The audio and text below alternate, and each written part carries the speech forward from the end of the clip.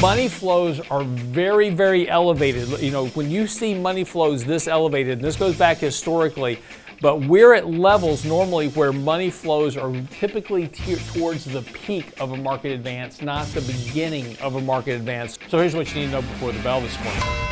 So yesterday the markets rallied very, very nicely. We had about a 2% rally on the news that Trump had paused the tariffs on Eurozone, at least until July. So that gave the markets a bit of relief about, what tariffs are. And interestingly enough, by the way, speaking of tariffs, we wrote an article in November of 2024, so right after President Trump was elected. And of course, the fear at that time is that these tariffs are going to be very inflationary.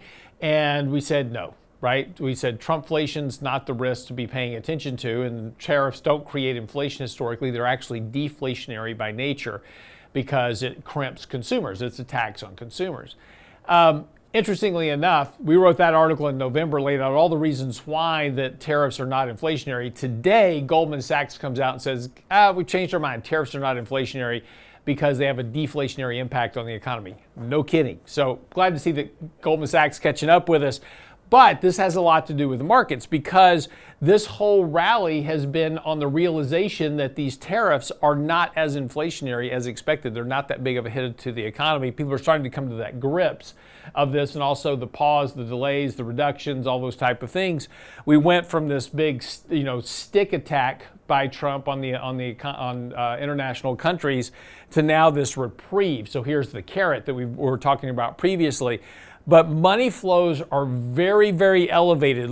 When you see money flows this elevated, and this goes back historically, but we're at levels normally where money flows are typically towards the peak of a market advance, not the beginning of a market advance. So again, when money's flowing in, there's only so much money that can flow in without having some type of correction or profit taking first. So just one thing to note is that money flows are very, very positive. And again, if we just go back and look, you can see this every single time that money flows are this elevated. They can stay that way for a while, but they're typically just prior to a point to where you get some type of correction, at least short term in the market. So again, kind of pay attention to that. Of course, we're very overbought, close to a MACD momentum sell signal. Relative strength is still very elevated here. So again, nothing critical about this, but just understand that we've come very far, very fast. And as we talked about lately, just, this is probably a good time to start taking a little bit of profit, out of the market.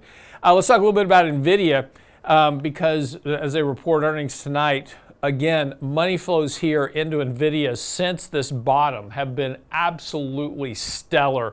We've just had a massive surge and massive push of money flows going into the stock. Of course, that's been elevating the stock price.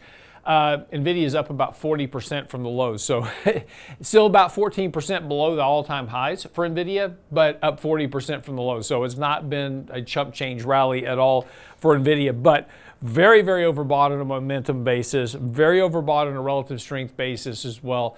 So the risk tomorrow after earnings is to the downside because we're not going into the report with low expectations in terms of the markets. The markets have already run the stock price up very well relative to the earnings announcement. So unless this, so what that suggests is that unless the report is just a real blowout or there's some announcement by Jensen Huang about the future that nobody was expecting, the risk tomorrow is that we get a little bit of downside on this, or we get a muted upside. Even if the stock is, earnings are really good, maybe you get a 1 or 2% advance tomorrow. The options market right now for Nvidia is pricing in a 7.5% move in one direction or the other.